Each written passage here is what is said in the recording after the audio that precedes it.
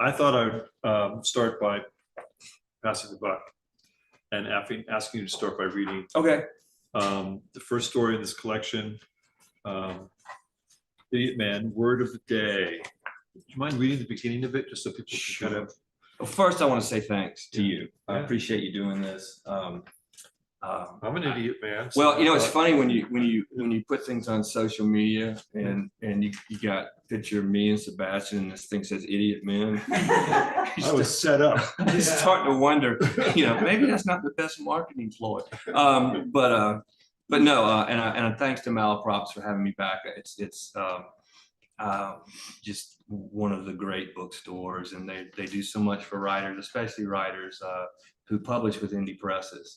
They're very supportive, and I always appreciate that, and I always look forward to coming up here and hanging out and spending more money than I planned on. So anyway, so let me read this the first part of the story called Word of the Day.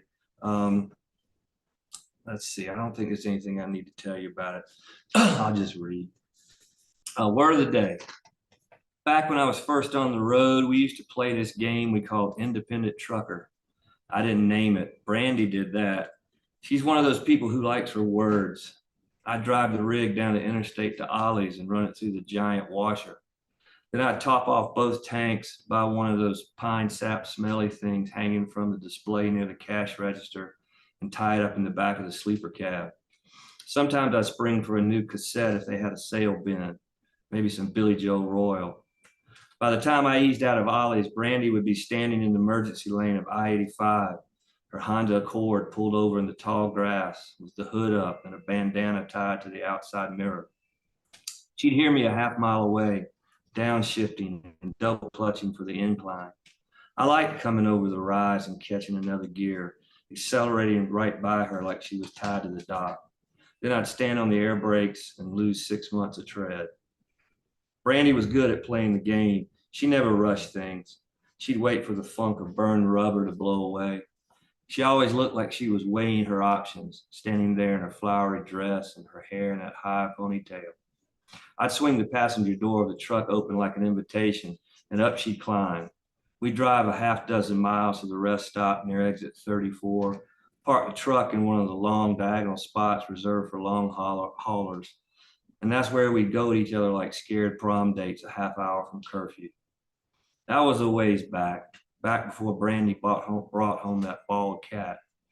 Back when I was gone 5 of every 7 nights on I-95 from Jacksonville to Baltimore, or dodging way stations all the way to the end of I-10 in LA. Fact of the matter, I really was an independent trucker. So I didn't have a company writing me mileage checks every couple of weeks. I never drove the same routes twice in a row. I drove wherever somebody paid me for miles, most of the time in envelopes of cash. The years I was running that hard, I was skinny as Barney Fife and could go without sleep for days at a time. I was built for driving through the night. So that's the beginning of that. Oh, yeah. Thank you. I appreciate that. I thought you should stop there, but the next line is, and Brandy told me early on she was built for being married to a man who drove through the night. So transitions. Yeah. Right. Yeah. No, but I kind of got formal here. I've written some questions down. Here you go ahead, man. I got into it. I got fiction nerd.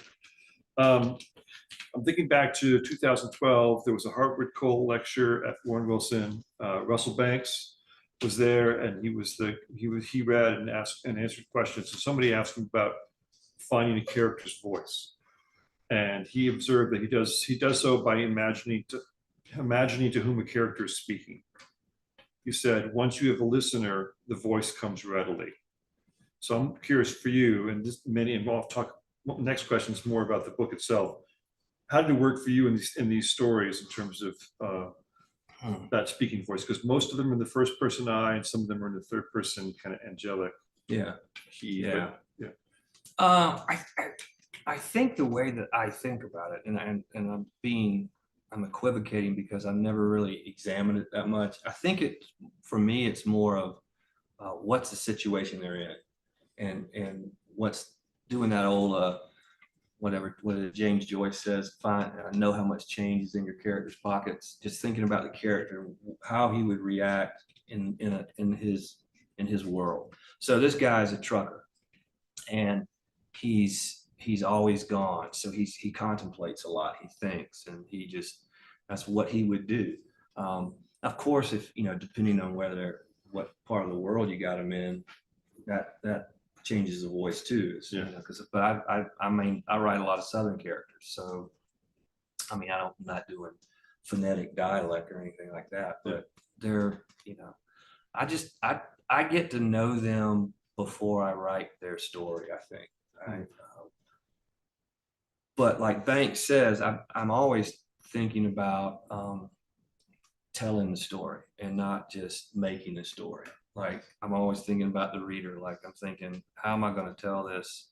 And that's why I tend to have more kind of a conversational tone of things. But I always think about somebody sitting there and me going, well, let me tell you about this guy in this truck, and that's kind of where it comes. From.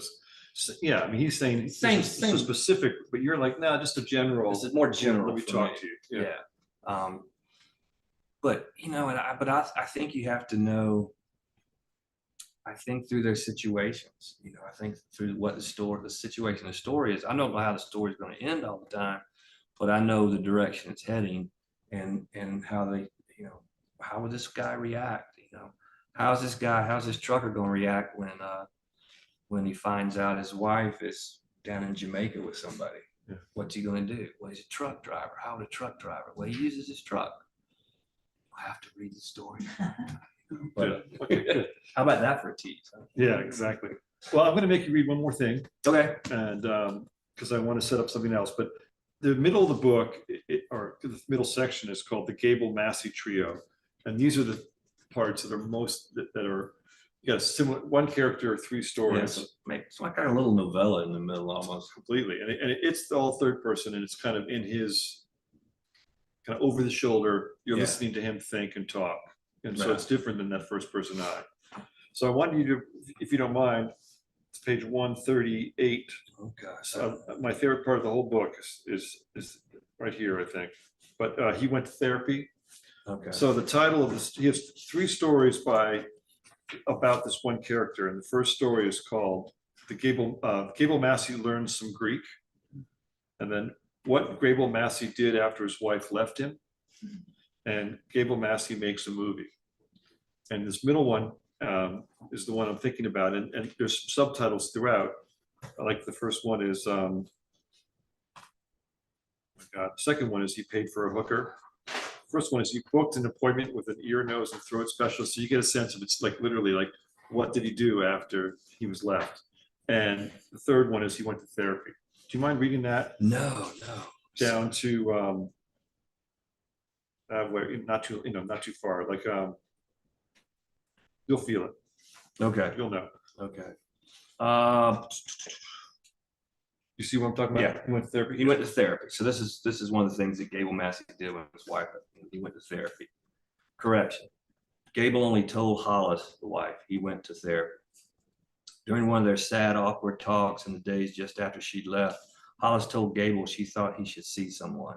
See someone, Gable echoed. A therapist, someone you can talk to, who can help you figure yourself out. I sure don't know who you are anymore. I have this feeling you don't know either.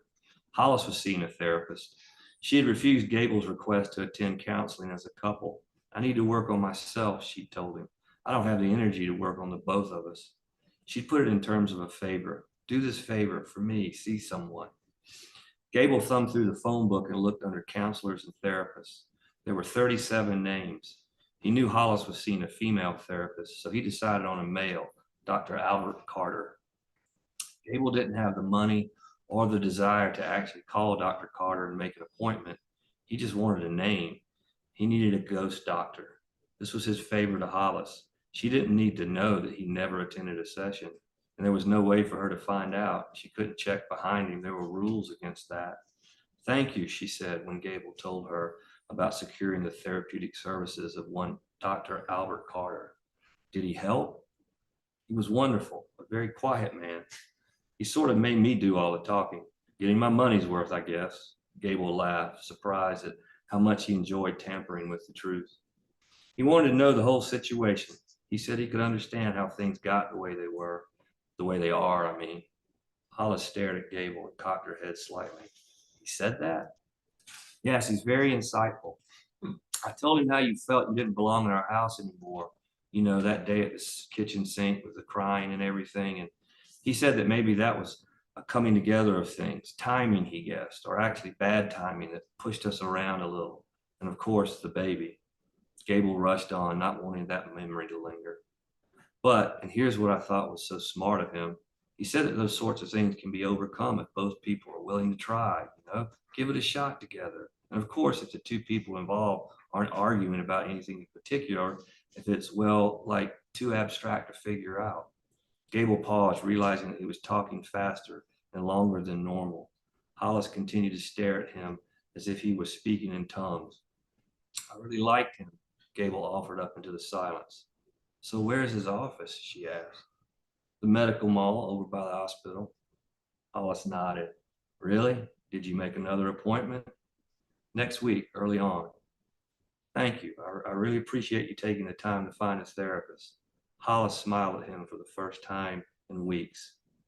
Dr. Carter thinks I'll make progress. He said to be sure and tell you that. Hollis's brow furrowed. He said to tell me?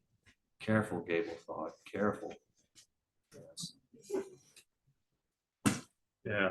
I just love that he begins to kind of try to figure out what the therapist is going to say. Lie. But also he begins to kind of start thinking through maybe what he kind of messed up with. But the next question I have, and I'm thinking of another writer, and I'm thinking of a writer from around here, Kevin McAvoy, and I think somebody you know.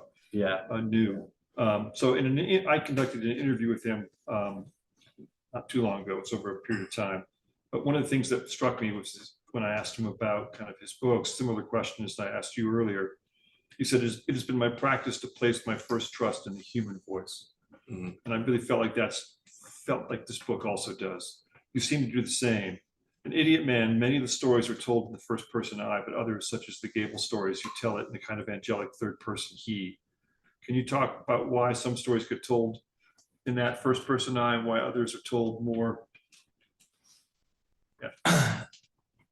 I can, but I'm going to, the answer to that, I wish I had this great, wonderful academic answer. I'm sorry, these are kind of formal questions. But no, but let me tell you what, I need to explain something first about how the book came to be, because that kind of. I was going to ask you that next, well, so go ahead. Okay, well, because it kind of ties into this. Okay.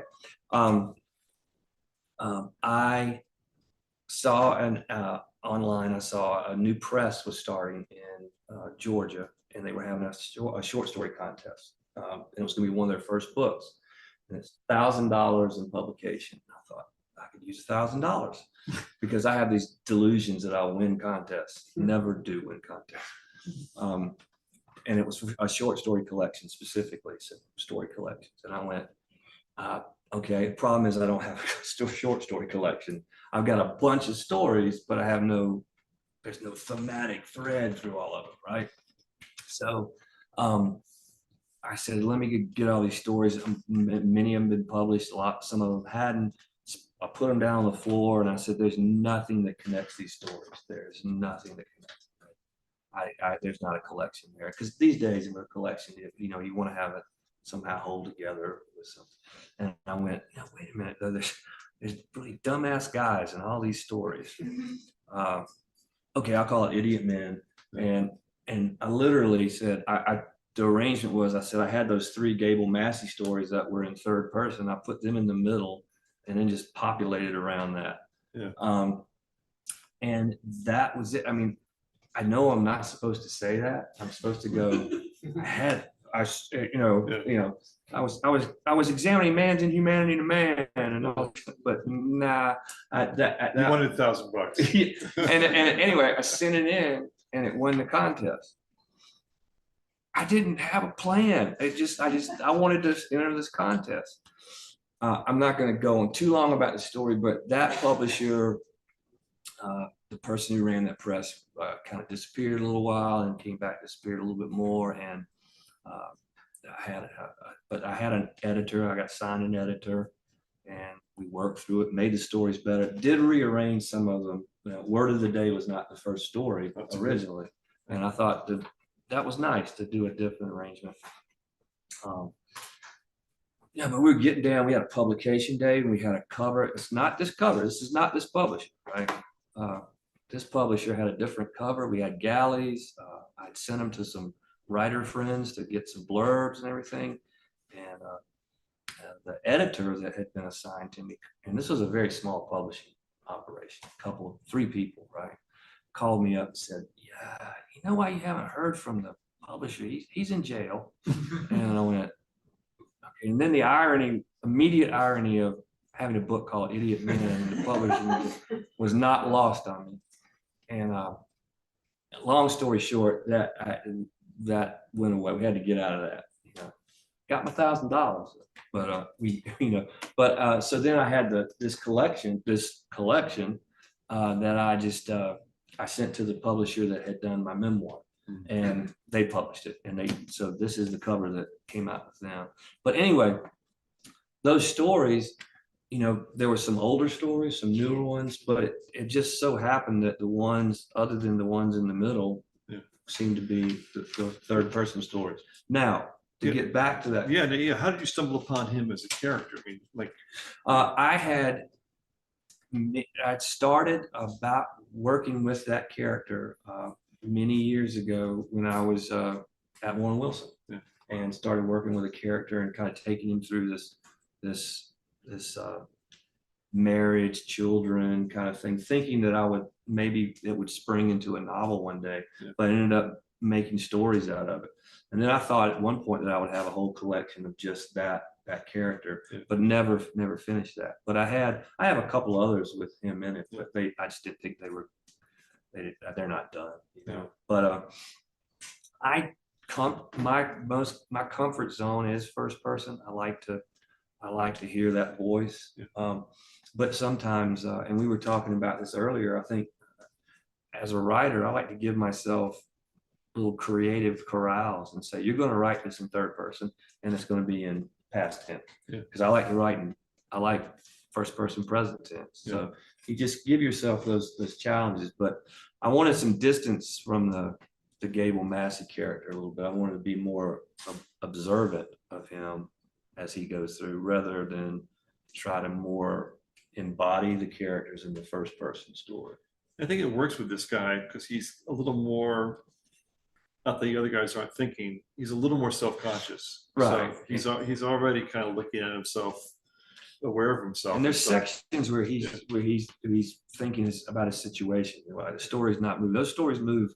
The pace of those stories is a bit slower. They move at a slower pace, and they're longer stories. I kind of come from the Larry Brown, George Singleton school of like start it quick, get it going, and keep it moving. But those stories in the middle are a little more, they're more of a kind of rhythm like that. The other ones they clip along. Maybe anybody have questions? And Stephanie, I don't know if we wanted to assume as well, but anybody here have a question? And then if not, maybe try Zoom. If not, have a bunch more. But I'm curious, in your short stories, how often where do you tend to find yourself as the character? Is it early on that you sort of see yourself in your characters, or do you not see yourself in your characters until you've finished, or do you never? Hold on one second. Yeah, I know from doing this before. Yeah, the question was, sorry to shorthand, where do you find yourself in the stories? I think that the line, the boundary between fiction and nonfiction is very, very muddled, right? And I tend to rely on autobiography and memory a lot of times for stories. I steal a lot of things for stories too, like that scene, the independent trucker. I had a buddy in college who would tell me, he'd make fun of he'd say, I say, how your parents doing? Oh, they're out playing independent trucker. And he would, and I just never forgot that. So you steal those. So I tend to enter the story in those ways, not so much as a character, as becoming, as existing as the character, but little pieces of the character. Like, I was driving down the interstate one day and I pulled into a rest stop, and you know how the trucks are all lined up. I saw a guy a truck driver walking a cat. And I thought, so I got the truck driver walking the cat. I got my buddy from college, his story. And that's how I tend to operate, is I just bring all these things together somehow in a story, and they're orbiting that character. So that's how I tend to enter it, is, I just, Velcro mind.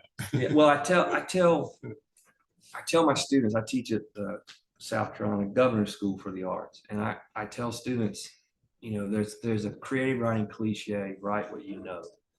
And I don't buy into that. I think you got to write what you know well enough to lie about. You know something, and then you start telling the lies. You start layering it with the lies. And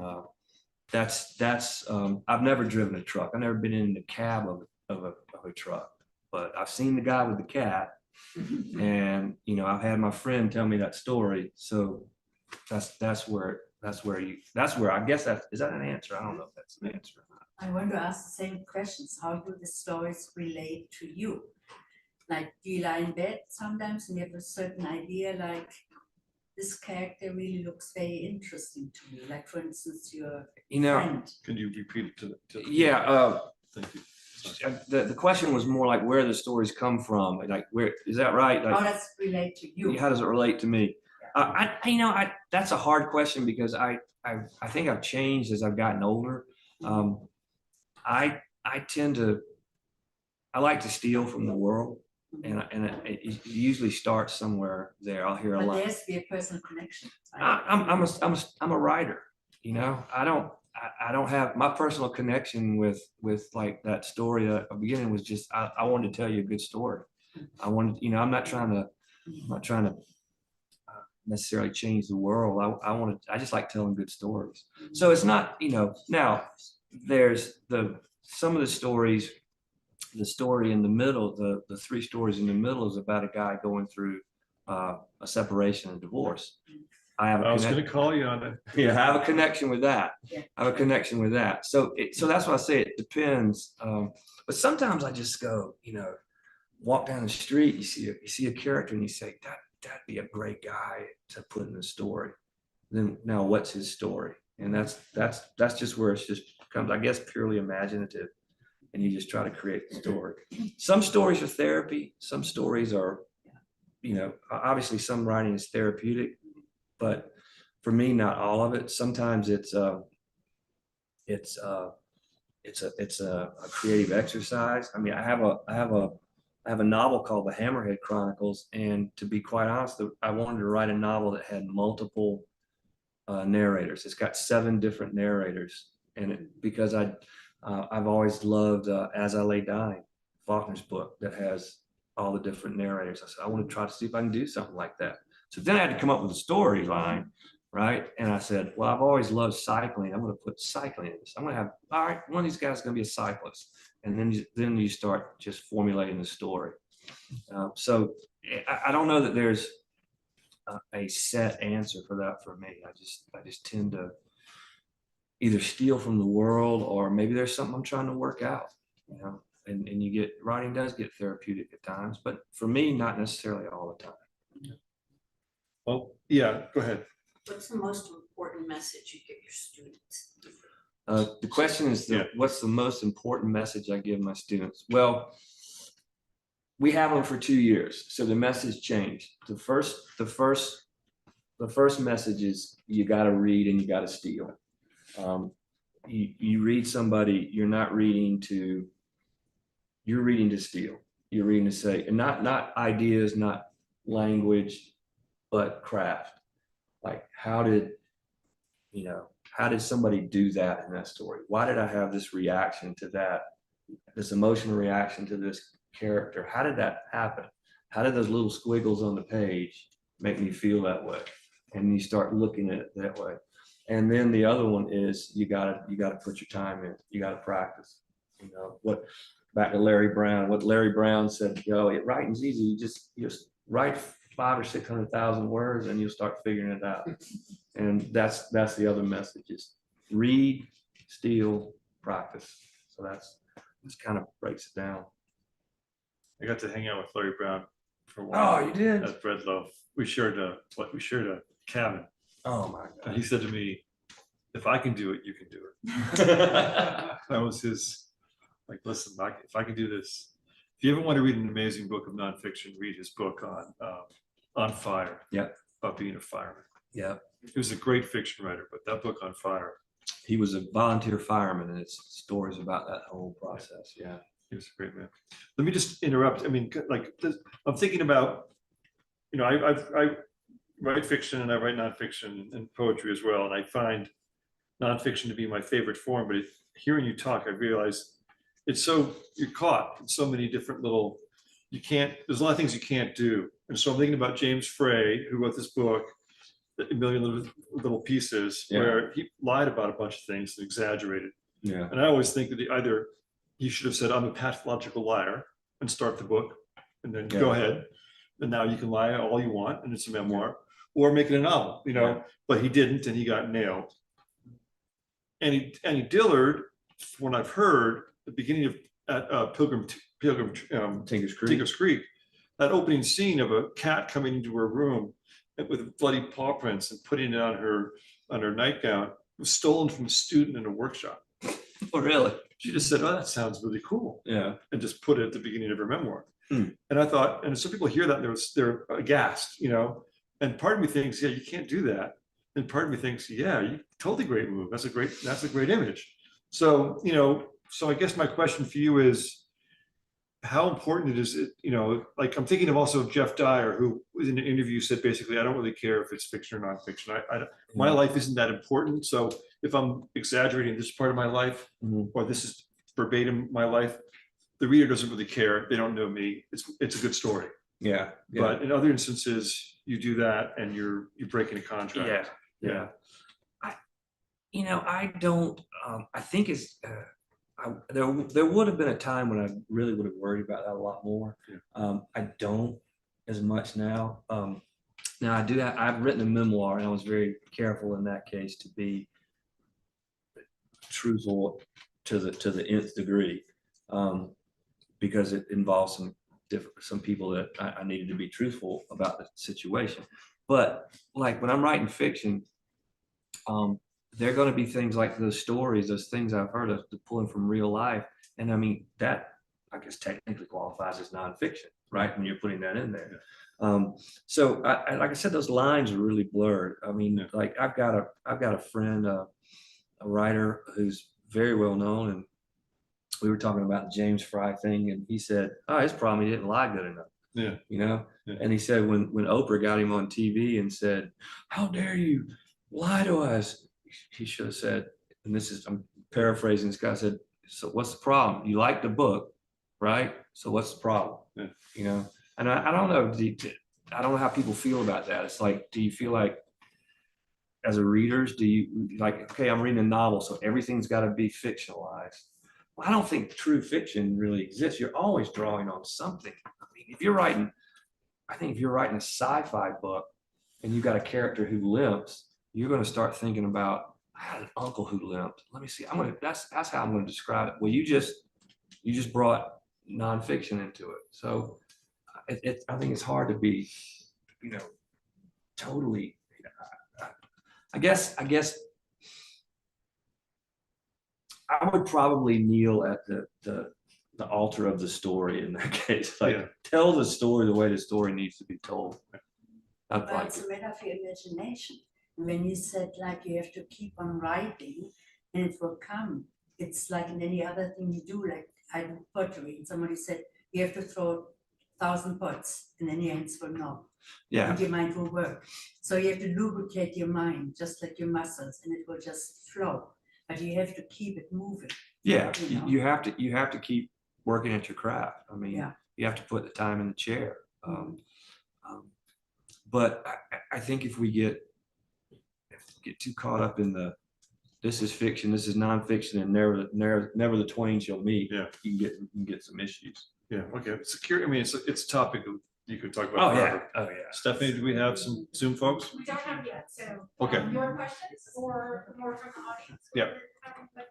Well, I thought maybe my next question could be a way for you to read one more piece. Sure. Which is, what is your, like, Nick, right now, like, what's your favorite piece in this book? And could you read a passage from it? I like to read the beginning of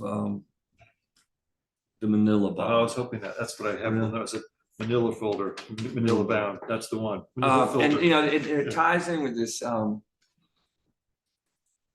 this idea of fiction, nonfiction, which, you know, because my father and I, my dad's 91, and when he was still able to, we loved to fly fish, and we would once every couple of years we would try to go out to Utah fly fishing, and you fly into Salt Lake City and you rent a car and you just drive forever out to the boonies, and we would go through this little crossroads town called Manila, Utah.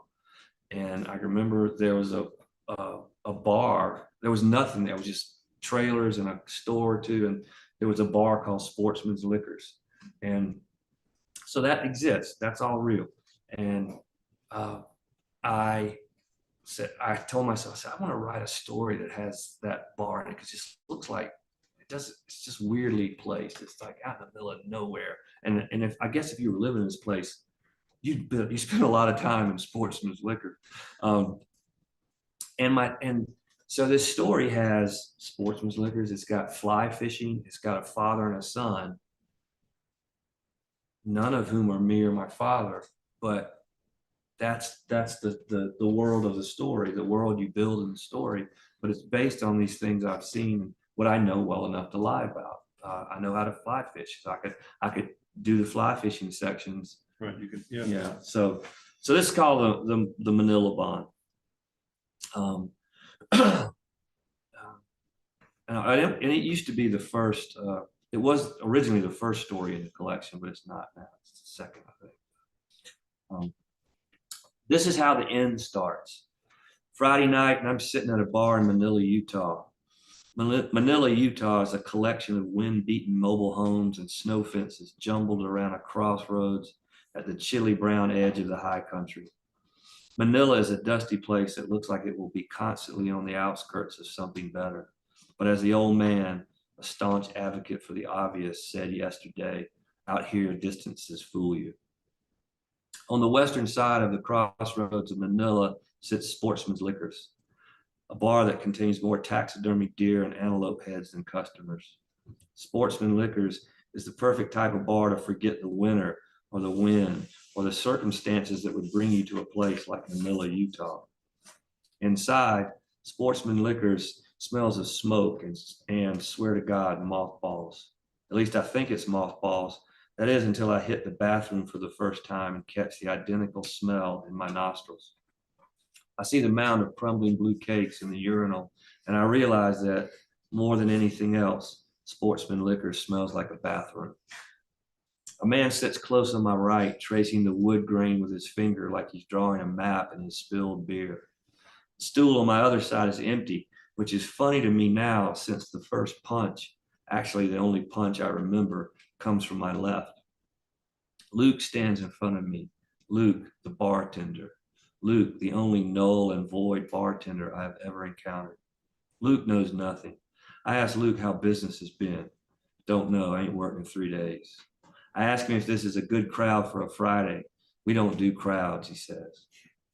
He is gray-bearded, creases etching his crystal bright eyes, and I expect old bright-eyed bartenders to dispense wisdom as well as drafts. So when I ask him what I really want, what I've driven the 20 winding switchback miles into Manila to find, he looks at me across the bar and stares for what feels like half a minute. The map maker on my right shifts slightly in his stool. Luke tells me to sit tight, and he walks around the bar toward a darker section at the rear of Sportsman Liquors. I study the 2 swallows of beer left in my glass, warm draft that tastes faintly of urinal cakes. Luke returns to his post behind the bar. Now, what was that you were looking for again? He asks, and I repeat my request. Before the question mark lands, something hard and heavy hits me on the bone just below my left ear. And as I fall to the floor of Sportsman Liquors, I notice 3 things. The guy on my right doesn't move a muscle. One of those deer heads stares at me all the way down. And somebody has duct taped a blue urinal cake under every single bar stool. So that's the community. Nice. Oh, thank you. Yeah, but then there's but back to that fiction, nonfiction things like It's a great story. yeah, never went in the bar, but I want to do that. So you talked about imagination. So you say, what would happen in that bar, and what would happen to this character when he asked this particular request in this bar that he's driven to. Yeah, I thought I like the beginning of that story. So I'm curious, I didn't write this one down. I'm free associating. So you've written, so maybe I don't know how you work, if you need to, you said when you get going, you're 1,000 words, a day. But do you find yourself like going halfway into a story like that and saying, oh, no, urinal cake's a bad idea, and back up, like, or do you really follow? Because you're really kind of, sounds like you are kind of just improvising as you go. Do you trust it fully all the way through, or do you go back at some point and say, because you look at like Ginsberg's Howl, you think pure improvisation. Look at the revision of it. Yeah. He changed almost every metaphor. He's like, no, it's not that. Well, I usually have a good idea when I start a story of what the major scenes might be. Like I know, but I don't go back until I finish a draft. So I'll write a complete draft of the story. So you'll trust the urinal cake. Yeah, but I may get to the end and go, man, the urinal cake didn't work. But I won't do that until I get to the end. I want to have a complete draft to see what happened. Because I feel like I don't want to sneak up on the story. I don't want to write a third of the story and then go back and revise that third and try to sneak up on the second third and then go back and revise it. That's just not my process. But everybody's process is different. And everybody's got to get comfortable with whatever their process is. I mean, that's what I'm comfortable with. Yeah. Are there any questions on the Zoom? No, then we got Jeff. Yeah, could you talk a little bit more about your process? So 1,000 words a day, the morning, the evening? Yeah. Well, the question was about process and about kind of how writing a certain number of words a day. And I can't really write that much during the school year because I just don't have time. I'm reading student work, and I can revise stuff that I've completed earlier in the year or something. But what happens is, like, school will graduate on a Friday, and Saturday morning I start summer 1,000 words a day every day during the summer, and just don't try not to take a day off and just write. Because if you do that 1,000 words a day That's for 84,000 words. yeah, that's if you work every summer, you can write the draft of a novel, a short novel or something during the summer. And then what I try to do is revise some of that during the school year. So and it's usually in the morning. I'm better in the morning. And sometimes that 1,000 words will take a couple hours, and sometimes it takes 4 or 5. But it's usually about 3 good albums, front, A and B side. You got the LP. Oh yeah, vinyls. Okay, good. Vinyl, yeah. We'll talk about speakers later. Yeah. You're an audiophile, huh? See, I'm not. No, not really. I'm just teasing. I have LPs, but I don't really care about the speakers. Yeah, but it's and I never used to write music, but I started doing that the last 5-10 years, and I like doing that. So everything sort of gets kind of a soundtrack to it. But yeah, write those. And when I hit 1,000, I feel, and I find unlike Hemingway who would stop in the middle of a sentence when he hit his word count. I try to find a good stopping place, and then How many trips to the kitchen? many as it takes. Get a little fuel, Ron Carlson has a book called Ron Carlson Tells a Story. Yeah. He talks about just writing one story and how he remembers. He said, I know how this went. Sentence by sentence, he talks about what he Really? did. And but his whole theory is same idea. He writes a certain amount every day. He says, when I stop, then I make myself go 10 minutes more. Yeah. Like Okay. push myself a little further, which I thought was, I mean, that's just him. Yeah. But I like that Yeah. idea. Like I'm comfortable leaving now. Now make myself go a little further. Well, that's the Yeah. one thing I've really learned in the years of teaching is that everybody's process is different, and I can't impose what I do on anybody. My students have to find their own way to be comfortable. You have to find your comfort zone. I had my teacher many years ago, a guy named William Price Fox. He had to write he wrote in pencil on legal pads, and he had to have a certain kind of pencil, and he had to have the pencils from the specific stationery shop in New York where he used to live. So every year he would order a case of pencils from them just to last him the year because they felt good in his hand. So, everybody's got their own little tweaks and every little idiosyncrasies for their process. Well, it's whatever works for you, man. Yeah. If it works, keep with it. I want to check in with you about timing. Yeah, we are at, we still have more than, well, yeah, a little under 15 minutes. Okay. And then while we're talking about process, can you talk a little bit about how you work with editors? And, the editor's role for you. The question was talking about how I work with editors. I'm very trusting. I like relationships with editors, and I've been very fortunate to work with people who will sit down and talk with you ahead of time and say, all right, let's talk about what you were planning here. What were you trying to do? I've had on this book and the memoir that was published by Vine Leaves Press, I had the same editor, and she's great. She's I went to her, I remember with the memoir, I went to her and I said, I think this thing is too, it's too weighty. It needs to slim down some. I feel like I'm saying things that don't need to be said. I said, I want to cut some out of it. And she said, all right, you really do? And I said, yeah. So we went through it and I cut 12,000 words out of the manuscript, and it was great. It just made it so much better. With this manuscript, the editing was kind of minimal, other than talking about the ordering of the story. She felt like there was the stuff stayed in the middle, but she felt like things needed to change on either side of it. And that, to be honest, that there's some things I would go, I don't want to change. I don't feel like that should be changed. And we talk about it. And that's, but knock on wood, for the books I've had, the editing process in my mind has always made the book better. I've never had a situation where I'm going, well, they changed that and they just destroyed my vision. No, it's none of that. It's like, I feel like they made it better. I think maybe,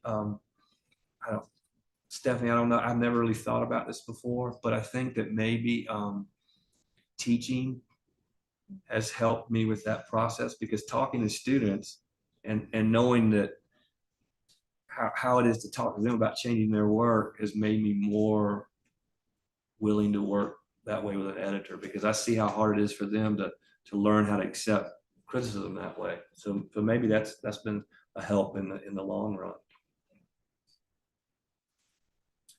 But I like that process, by the way. I love that. I love the process. I think that's, I love revision and editing. I know that's kind of some people. No, but the idea of taking 12,000 words out may be scary, but it's also kind of exciting. It is. It's just like, because man, we were going through it going, don't need that. Don't need that. Yeah. Well, one of my favorite writers is Brian Doyle. I know you know Brian Doyle's work, right? A little bit. A little bit. He's, I mean, if you ever get a chance to read his nonfiction, it's just, I see you nodding. Yeah. I mean, Brian's amazing. Unfortunately, he's no longer with us, but he would, this is back years ago before the Zoom days, he would get on the phone with my students, and you know, when they'll have the speaker in the middle of the table, and you know, and one of the students asked him, what is your editing process? And he said, well, my editing process is, and there was this pause, and he goes, cut, cut, cut, cut. And he just kept saying cut. He must have said it 30 times. And he said, you get it? And we all went, got it. Got it. And so in other words, so I thought about him when I was doing these 12,000 words, cut it, cut it. You can't get precious with your work. You gotta be willing to take it out if it doesn't work. But editing in prose is possible. You paint a picture and you have so many strokes. But in poetry, if you take one word away or change it, the whole thing gets changed. I think the same thing works for prose. I mean, I think the language, just because there's more words there, you still have to be as careful with them. Like when I come down to the end of a section, you know, when I come to that important real estate, I'm counting beats. I want the beats to be right in that rhythm. And I want the rhythm, and I want the echo. I want to leave the reader with an echo before they hit that space break. And when I'm lining up for the end of a story, I've got to. I mean, I'm thinking the kind of things you think about when you're writing poetry: rhythm and pacing, music, and the sound of the language. So I think you know, one so of it is the same. I think there's some similarities. Now there is, yeah, you do have a lot more stuff there, right? But I think there are times, many times that I'm concentrated on the language, you know, and going back through my manuscript and looking for nouns, and have I missed a chance to put an adjective in front of that noun that can really just pop that sentence off, Or take it away. or take it away, yeah, or take it away. Have I gilded the lily too much on that? And somebody asked, I think it was Andy Diller, what's it take for you to be a writer? Do you have to like writing sentences? Yeah. Or the syntax of poetry, you have to really want to. When we learned to write in school, writing compositions every week, it was always keep it to the absolute minimum. Make sure the word is really necessary. Yeah. Don't use unnecessary words. Well, I was talking to a student before I drove up here If you're today. too wordy, it's a bad grade. And I was talking to a student on the way before I left to come up here, and I said, when in doubt, simplify. Yeah. Don't add more. Simplify the sentence, take it away, and then see what you got. Yeah. So, yeah, I mean, man, this is like getting in my way. I could talk. I could do this. How much time we got? I could do this for hours. Well, I was just gonna say, we are now getting to the top of the hour, but we do have time. Sebastian, did you have another? I have one more question, but I'm happy to not ask it if there are other people wanting to ask questions. I don't have any online. You're being quiet, so if there's anyone else in the house. Come on, who has people a- online, what's your problem? That's right. You know, we know sometimes they're like listening in the background. Oh, yeah, So yeah, I feel like it's one of those crowds. All you gotta do is got a chat box. Yeah. So why don't you go ahead and ask that last question you wanted to ask? Stop being a jerk, okay. So Dan Leach, whose work I don't know, writes, blending the bloody knuckled prose of Larry Brown with the black wit of George Singleton, Scott Gould, blah, blah, blah, blah, blah, right? But- Yeah. So great connection, George Singleton, Larry Brown. And I mentioned McAvoy and Banks. You talked about Faulkner. I think of some other writers. I have a whole list, but I'm thinking for you, forebears, like who are the writers that you're, Ron Rash, Francine Prose in some ways. I mean, who are some of your people that you see as your forebears? You know, I mean, people that Antonia Nelson. Sorry. yeah, I Keep mean, going. oh yeah, Kafka, Tony Nelson. You know, I Kafka, but very not. precise. Yeah, but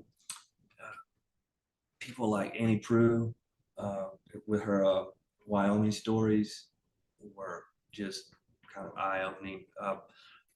I'm trying to think of. Who do you steal most from? It's the other way. Well, yeah.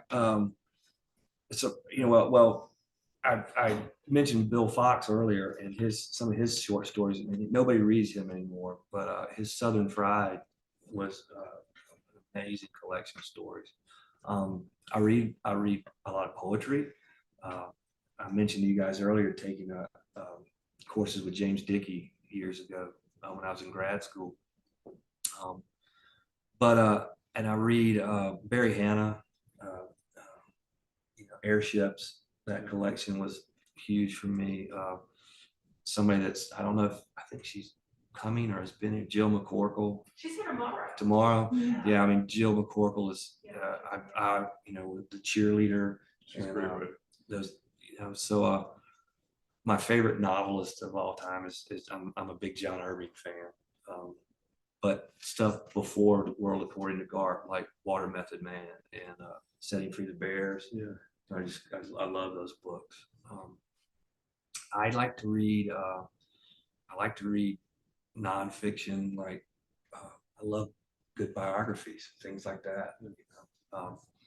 But no, as far as I kind of I'm in the Southern vein. That's what I just latched onto, like Harry Crews and people like that. And Lee Smith, she's amazing. But I do what I tell my students to do. I'll read something and I'll go, I want to do that. I want to make that impact. I want to make that effect somehow. How did they do that? How did they pull that off? It's always when somebody asks you about that, it's like, what are your favorite movies? And I go, I can't think. I'm sorry. Yeah. I saved it for last. Awesome. Nice. I mean, it's just read and steal. Set Free the Bears. I love that book. Yeah, that was a great book. Yeah. Well, I'd like to invite both of you now for just final thoughts before we wrap up. Sebastian, we'll start with you and give Scott the last word. Okay. Final thought. I thought we were done. A little more work for you. A little more work. Hold on. In question form, I'm stalling. I enjoyed reading this book a lot. It's really fun.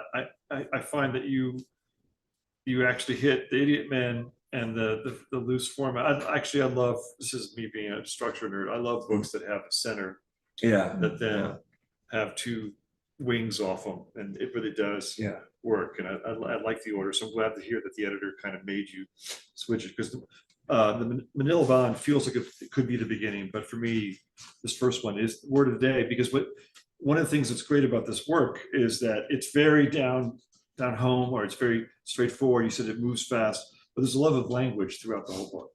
And so the word of the day sets up that idea that these folks I hadn't thought of that. care about words, you know, and so it kind of plays against a stereotype. So that's my last thought. Stick with it. My last It's your thought turn. is, Don't take mine.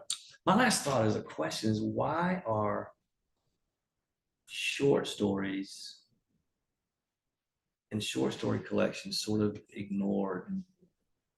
I mean, that just baffles me every time, because you send a collection of short stories to an agent, and you know what the first question they're going to ask you is, Where's your novel? you got a novel? Like the story's great, and it's just, with the world these days, limited time, it seems like short stories would be Flash.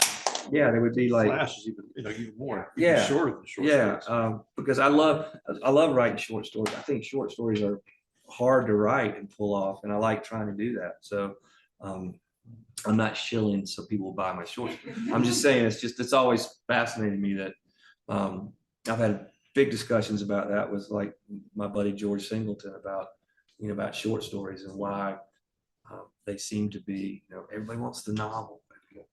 I guess they want that world that expands for 200 or 300 pages. But if you can make somebody laugh or rip somebody's heart out or do that in 10 pages. That's fun to do. Short stories are hard to write. Yeah. So, Well, A great question to end on. yeah. And thank you both so much again for Thank being you. here this evening. Everybody at home, everybody here, thank you. Thank you all for And coming. I appreciate it. good night. Thank you. Thank you.